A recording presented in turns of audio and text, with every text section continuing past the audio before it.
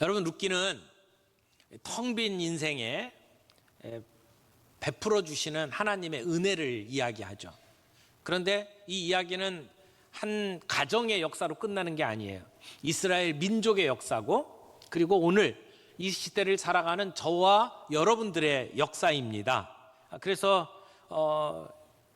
나오미와 룻 그리고 보아스의 모습을 통해서 이 땅에서 오늘 우리가 어떻게 살아가야 하는지를 보여주는 굉장히 귀중한 말씀입니다. 이번 주가 따지고 보면 성령 강림주일, 그리고 또 오순절, 이렇게 이야기하는 주간입니다. 근데 오늘 우리가 함께 이 말씀을 읽게 되는데 이번 주일하고 깊은 연관이 있는 말씀이에요. 여러분, 룻의 이야기는 보리를 추수하는 데부터 시작해서 밀 추수하는 데까지 이어지는 이야기예요. 그 기간 동안 이루어진 얘기예요.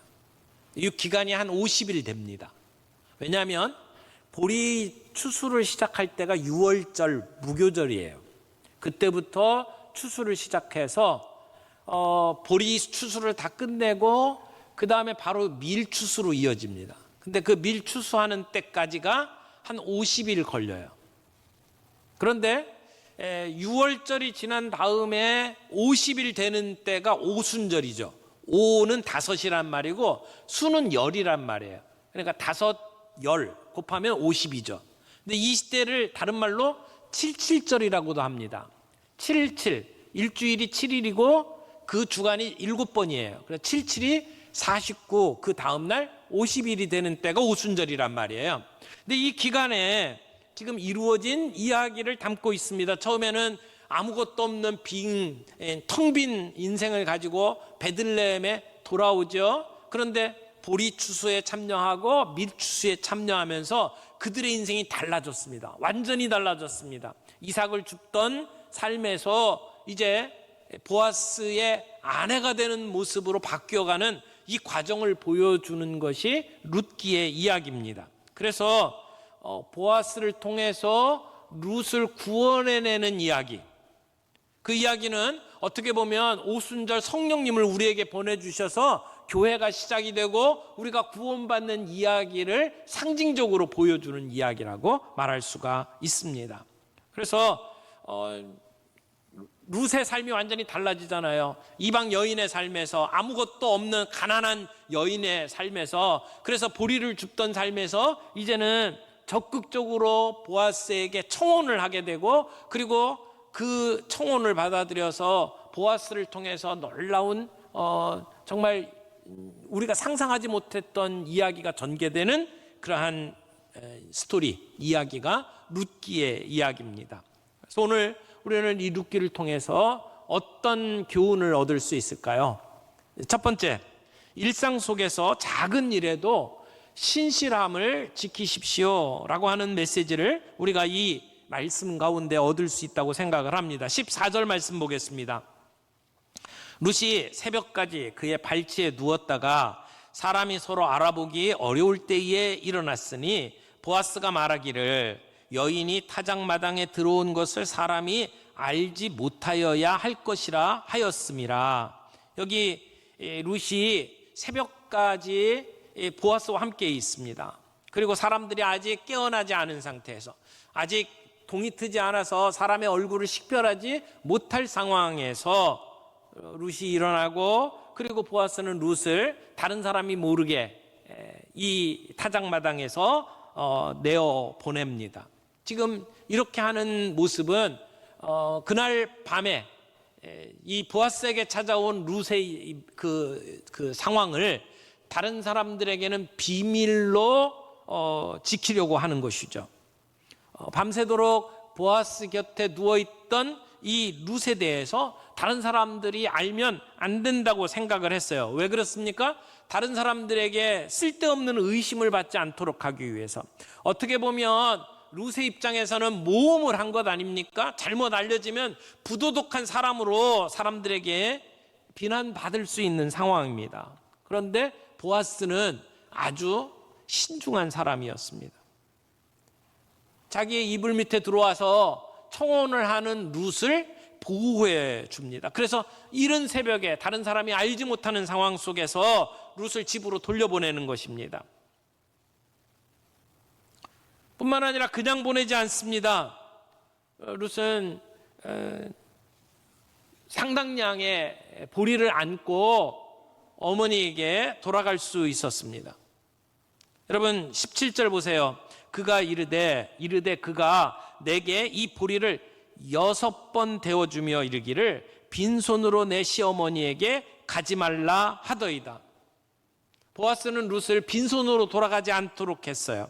6대를 데워줬다 그랬는데 아마도 그 겉옷에다가 보리를 받아가지고 가는데 여성의 힘으로는 더 이상 들 수 없을 정도의 많은 양의 보리를 가지고 갈 수 있도록 한 것입니다. 나오미가 베들레헴에 올 때는 이렇게 고백했었죠. 여호와께서 내게 비어 돌아오게 하셨다. 내 인생은 텅 빈 인생이다.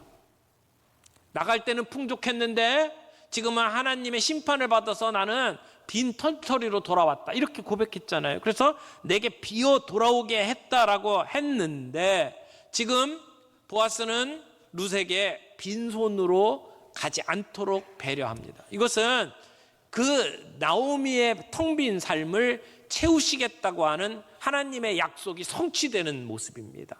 하나님은 그 텅 빈 인생에 보아스를 통해서 풍족하게 채워주시는 역사를 보여주는 거죠. 그래서 보아스는 곡식을 선물로 주어서 그래서 시어머니에게 들고 갈 수 있도록 만들었단 말입니다. 여러분 이 모습을 이렇게 보면 보아스는 굉장히 신중한 사람이었죠. 상대편을 배려하는 그러한 모습을 보여줍니다. 보아스가 젊은 여인 룻을 보면서 마음에 들어 했어요. 하지만 인간의 생각대로 자기의 감정대로 그 문제를 처리하지 않았습니다. 이 일을 통해서 하나님이 이루실 것을 생각하면서 자기가 법적으로 책임을 질 것을 뛰어넘어 나오미의 입장, 룻의 입장에서 배려하고 사랑을 베풀어주는 모습을 오늘 보는 거죠. 그래서 다른 사람이 알지 못하도록 비밀리에 이 일이 진행되도록 만들고 그들의 입장에서 사람들에게 구설수에 오르거나 욕먹지 않도록 보호해주는 모습을 봅니다. 그리고 그들의 필요를 채워주는 빈손으로 돌아가지 않도록 하고 그들에게 넉넉하게 먹을 수 있도록 양식을 베풀어주는 모습을 보는 거죠. 여러분 야고보서에 보면 이런 말씀이 있어요. 2장 16절에서 17절 말씀입니다. 너희 중에 누구든지 그에게 이르되 평안히 가라 덥게 하라 배부르게 하라 하며 그 몸에 쓸 것을 주지 아니하면 무슨 유익이 있으리요.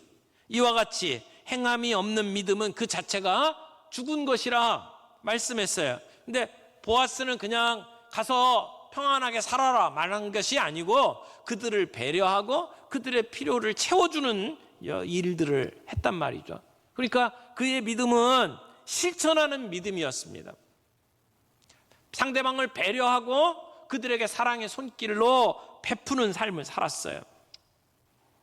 우리의 삶 속에 그냥 단순히 잘 됐으면 좋겠다라고 기원하는 것으로 끝나는 것이 아니라 그의 믿음을 행동으로 옮기는 삶이었어요. 상대방의 입장을 생각하고 배려하는 모습, 그리고 그 믿음을 행동으로 실천하는 모습을 보지 않습니까? 오늘 우리의 삶 속에서도 우리가 작은 일에 하나님께서 우리에게 맡겨주신 일에 신실하게 감당할 때 그때 하나님께서 놀라운 역사를 일으키시는 것을 보게 될 줄로 믿습니다. 보아스의 신실하심을 따라 정말 그가 작은 일에 그렇게 배려하며 신실하게 살아간 것처럼 우리의 삶 속에서도 다른 사람을 배려하는 삶, 그들을 위해서 행동을 할 수 있는 그러한 삶이 저희 모두에게 있기를 바랍니다. 두 번째로 생각할 것은 하나님의 때를 믿고 기다리십시오 라고 하는 말씀입니다. 하나님의 섭리를 신뢰하십시오. 여러분 16절에 보면 룻이 시어머니에게 갑니다. 그랬더니 시어머니가 물어보죠. 내 딸아 어떻게 되었느냐라고 하니까 룻이 그 사람 보아스가 자기에게 행한 것을 다 말합니다. 여러분 얼마나 가슴을 조이면서 기다렸겠어요. 시어머니가 룻에게 행할 일을 다 가르쳐 줬어요. 그래서 그 한 대로 가서 보아스에게 찾아가서 청혼을 했잖아요. 어떻게 보면 모험입니다. 그런 일을 행하고 돌아온 그 며느리를 기다리고 있다가 내 딸아 어떻게 되었느냐, 어떤 결과가 있느냐 물어보지 않았겠어요? 그때 룻이 모든 이야기를 다 합니다. 그날 밤에 있었던 이야기, 그리고 그가 돌아올 때에 그냥 보내지 않고 빈손으로 보내지 아니하고 보리를 6대 데워주면서 그러면서 베풀어 준 그 놀라운 이야기를 시어머니에게 들려준 거죠. 근데 그 시어머니가 뭐라고 얘기합니까? 18절 보겠습니다. 18절 이에 시어머니가 이르되 내 딸아 이 사건이 어떻게 될지 알기까지 앉아 있어라. 앉아 있으래요. 그 사람이 오늘 이 일을 성취하기 전에는 쉬지 아니하리라. 여러분 나오미는 지금 눈에 보이지는 않지만 하나님께서 역사하고 계심을 믿었습니다. 그래서 하나님의 때를 인내하면서 기다렸습니다. 그래서 룻에게 너는 가만히 앉아서 기다려라 라고 충고를 하는 겁니다. 그리고 동시에 우리는 앉아서 기다리지만 보아스가 쉬지 않고 일을 할 것이다 라고 이야기를 합니다. 오늘 이 일을 마무리 짓는데 오래 걸리지 않을 거다. 보아스가 오늘 하루 종일 바쁘게 뛰어다니면서 이 문제를 해결할 것이다. 그래서 이 사람이 이 일을 성취하기 전까지는 결코 쉬지 아니할 것이다 라고 하는 확신을 가지고 이야기를 합니다. 여러분 지금 쉬지 않고 일하는 건 누구예요? 보아스예요. 그렇지만 사실은 보아스를 통해서 하나님이 쉬지 않고 일하실 것을 고백하는 이야기입니다. 보아스가 포기하지 않고 그 일들을 이루기까지 쉬지 않을 것이다 라고 얘기했지만 사실은 보아스를 통해서 일하시는 하나님을 이야기하고 있는 겁니다. 지금까지 어려움을 겪으면서 쉬지 않고 일하시는 하나님을 경험한 나오미가 그 신앙을 이렇게 고백을 하는 거죠. 그러면서 너는 앉아 있으라, 쉬어라 라고 이야기를 합니다. 여러분 정말 지금 주사위는 던져줬어요. 보아스에게 청혼했어요. 그가 어떻게 이 문제를 매듭지을지 잘 몰라요. 마음이 불안하겠죠. 여러분 어떤 일들이 이루어지고 난 다음에 기다리는 마음이 어떻습니까? 조마조마하죠. 그리고 안절부절입니다. 그런데 나오미는 룻에게 뭐라고 이야기합니까? 하나님이 일하실 거다. 보아스가 일할 것이다. 너는 할 게 없다. 이제는 앉아 있어라 라고 이야기를 합니다. 지금 어떤 일이 벌어지는지 안 보여요. 나는 그 상황이 어떻게 진행되는지 볼 수가 없어요. 그럼에도 불구하고 하나님이 일하고 하나님이 때에 맞춰서 놀라운 열매를 맺게 하실 것이라고 하는 믿음을 가지고 나오미는 가만히 앉아 있으라고 이야기를 하는 것입니다. 이사야서 62장 1절 말씀은 좀 볼까요?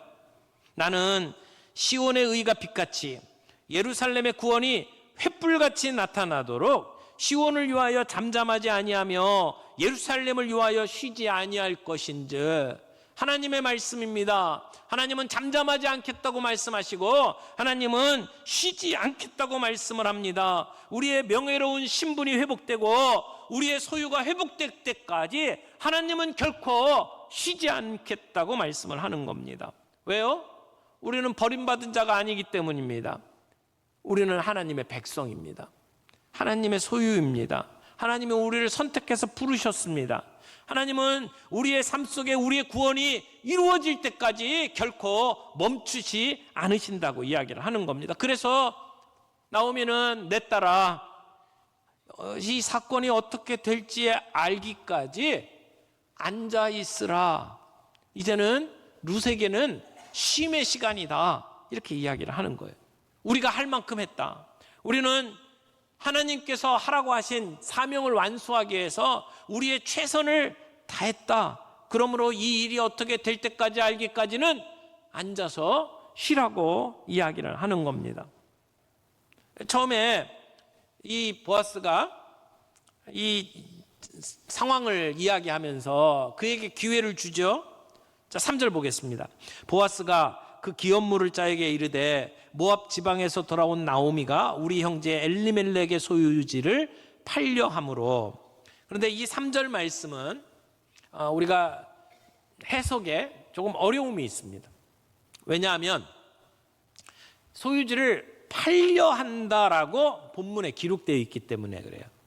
근데 원래 기업을 물으려면, 성경에 나와 있는 기업 물으는 이야기는 땅을 팔았을 때에 되사는 걸 얘기해요.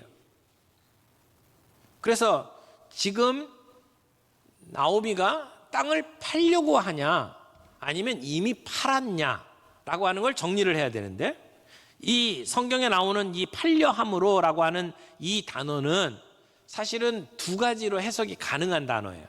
뭐냐면 그 시제를 볼 때에 이미 팔았다라고 해석이 될 수도 있고, 팔려고 한다, 곧 다가온 임박한 행위를 표현하는 말로도 사용이 될 수도 있어요. 그래서 둘로 해석이 가능한데, 근데 우리 지금 읽고 있는 성경은 팔려고 하는 것처럼 번역을 해놨어요. 근데 그렇게 되면 문제가 생겨요. 팔려고 하면 이제 땅값을 받아서 돈이 생기잖아요. 그러면 먹고 살 수 있는 길들이 열리잖아요. 근데 지금 이 나오미의 삶은 그런 상황이 아니에요. 몇 가지 이유가 있어요. 첫 번째는 기업 무르는 것은 이미 판 것을 되사오는 것이기 때문에 이 본문 말씀을 팔려고 한다라고 하는 것으로 해석하기보다는 팔았기 때문에 소유지를 팔았으므로 라고 번역을 하는 것이 더 맞다고 생각을 합니다. 또 하나, 나오미가 자기의 처지를 이야기할 때에 내가 모압에 갈 때는 풍족했는데 돌아올 때는 빈손으로 왔다, 이렇게 소개를 하잖아요. 그러면 모압을 떠날 때는 풍족했다고요? 왜 떠났는데요? 먹고 살 수가 없어서 떠난 거잖아요. 그런데 그 땅을 떠나서 언제 돌아올지 모르는 상황인데 자기가 갖고 있던 소유지를 어떻게 했을까요? 그때 이미 판 거예요. 그래서 갖고 갈 때는 어느 정도 풍족하게 고향을 떠났어요. 그런데 지금은 빈털터리가 되었다라고 보는 것이 마땅하다는 거죠. 그래서 풍족할 때 풍족하게 나갔는데 여호와께서 나에게 비어 돌아오게 만들었다라고 하는 이야기를 가지고 설명을 하면, 그때 풍족한 것은 땅을 팔았기 때문에 풍족했다고 말할 수 있다는 것이죠. 그런 면에 있어서 오늘 본문은 우리가 읽을 때에 땅을 팔았으므로 라고 읽는 것이 마땅하다는 거예요. 근데 그것을, 팔았던 땅을 이제 나오미가 돌아왔잖아요. 그러니까 친족인 내가, 가까운 친족인 내가 팔아라, 그걸 물러라. 그러니까 땅값을 주고 그것을 도로 받아서 나오미에게 줘라 라고 이야기를 하는 거예요. 근데 이 사람이 그 이야기를 들었을 때 첫 번째 반응은 뭐예요? 내가 책임지겠다, 내가 그렇게 하겠다라고 대답을 합니다. 그런데 5절 말씀을 보세요. 그렇게 하겠다고 하는 그 아무개에게 보아스가 이렇게 이야기합니다. 보아스가 이르되 내가 나오미의 손에서 그 밭을 사는 날에 곧 죽은 자의 아내 모압 여인 룻에게서 사서 그 죽은 자의 기업을 그의 이름으로 세워야 할지니라. 그러니까 보아스가 밭을 무르는 일들을 하면서 그것만 하면 안 되고, 그 죽은 아들의 아내, 그 룻을 아내로 삼고 그 사이에서 자식이 생기면 그 재산을 그에게도 물려줘야 된다 라고 하는 이야기를 하는 거예요. 그냥 단순히 밭을 사는 것이 끝난 게 아니고 거기에 끼어서 룻과 결혼을 해야 된다라고 이야기를 하는 것이죠. 그러니까 보아스는 어떻게 보면 지금 그냥 단순히 밭만 산다고 문제가 해결되는 게 아니고 거기에 룻까지 끼어가지고 끼어 팔기를 하는 거예요. 그러니까 이 사람이 계산을 다시 하는 겁니다. 아마 첫 번째 그 밭을 무르는 것만을 따지면 자기에게 이익이라고 생각했을 거예요. 왜냐하면 나오미에게 그 밭을 돌려주잖아요. 근데 나오미에게 자식이 없죠. 그리고 자식의 그 아내인 룻에게도 지금 아무런 자녀가 없어요. 그러니까 자녀가 없는 그 집안에 모두가 죽게 되면 그 기업은 누구에게 돌아가요? 기업 물은 자의 소유로 돌아가게 되죠. 그러니까 그것이 결과적으로는 자기에게 유익이라고 생각을 했단 말이에요. 그런데 지금 보아스가 제기하는 게 뭐예요? 밭만 물은 게 아니고 룻을 아내로 삼아야 된다는 거예요. 그럼 아내로 삼게 되면 그러면 나오미와 룻을 다 돌봐야 되죠. 그리고 자식을 낳게 되면 자기의 재산을 쪼개서 그 가문을 위해서 내어줘야 된단 말이에요. 따지고 보니까 손해라고 생각을 한 거예요. 그래서 이 사람이 뭐라고 이야기합니까? 내가 계산을 해보니까 수지타산이 안 맞소. 나는 그렇게 못하겠소. 그렇게 이야기를 하는 거예요. 그 얘기는 지금 보아스가 룻을 아내로 받아들여도 똑같은 손해를 감수해야 된다는 겁니다. 그렇죠? 땅을 사야 돼요. 뿐만 아니라 룻과 나오미를 가족으로 받아들이고 먹여 살려야 돼요. 그리고 거기서 자식이 생기면 그 자식들을 따로 세워줘야 된단 말이에요. 그러니까 재정적으로 문제가 되고 집안에 여러 가지 어려움이 생길 수 있다고 볼 수 있어요. 그래서 아무개는 그 책임을 포기하고 아무개로 남았고, 보아스는 그걸 기꺼이 끌어안고 희생하겠다고 결심하고 보아스의 이름이 성경에 남게 된 거죠. 여러분, 오늘 우리가 그리스도인으로 살아가면서 우리가 세상 속에 영향력이 없고 능력이 없이 살아가는 이유가 뭘까요? 아무개로 살아가기 때문이 아닐까요? 그저 수지타산 생각하고 이게 손해인지 이게 내게 유익인지를 생각하면서 결정하며 살아가기 때문에 우리는 아무개로 살아가지 않습니까? 그러나 주님이 주신 사명을 가지고 비록 이것이 나에게 손해라 할지라도, 내가 희생한다 할지라도 내가 이 일을 감당하겠습니다라고 헌신하며 나아갈 때 우리는 하나님의 역사를 볼 수 있게 된다는 거예요. 하나님께서 그 어두운 사사시대, 영적으로 무너진 시대에 빛을 보여주시고 그들을 살려내시는, 그래서 다윗 왕을 이 땅에 보내주시는 놀라운 역사를 보게 된 것이란 말입니다. 여러분, 지금 보아스가 그렇게 헌신하고 자기를 희생하는 모습은 사실은 예수님을 보여주는 거예요. 고엘, 기업을 무르는 자로서 보아스는 희생하고 헌신했습니다. 근데 진정한 우리의 고엘이 누굽니까? 우리의 기업을 물으시는 분이 누굽니까? 하늘 보자 버리시고 이 땅에 사람으로 오셔서 자기를 십자가에 내어주시는, 희생하는 삶을 사신 예수 그리스도 때문에 오늘 우리가 구원을 얻고 영생을 누리며 살아갈 수 있는 것 아닙니까? 그리고 우리는 그 기업 무르는 고엘의 제자로서 살아갑니다. 우리도 이 땅에서 또 다른 고엘로 살아가는 겁니다. 오늘 내가 기업 물을 자의 그 사명을 감당해야 될 우리 주변의 사람은 누구입니까? 나는 누구에게 그런 희생과 헌신을 해야 합니까? 우리의 욕심 때문에 이익과 손해를 따져가면서 결정하는 것이 아니라, 이 일이 정말 필요한 일이고 이 일이 하나님의 일이라면 비록 피곤하고 손해를 본다 할지라도 내가 헌신하겠습니다, 그렇게 주님 앞에 내 자신을 드릴 때에 그때 하나님의 역사는 우리 앞에서 펼쳐지며 하나님의 놀라운 은혜가 우리의 삶 속에 나타날 줄로 믿습니다. 우리가 많은 사람들에게 이름이 알려진 사람이 아니라 할지라도, 무명이라 할지라도 우리의 삶이 아무개처럼 살아가면 안 됩니다. 보아스와 같은 사명을 가지고 나를 드리는 삶을 살아갈 수 있는 저와 여러분들이 되기를 바랍니다.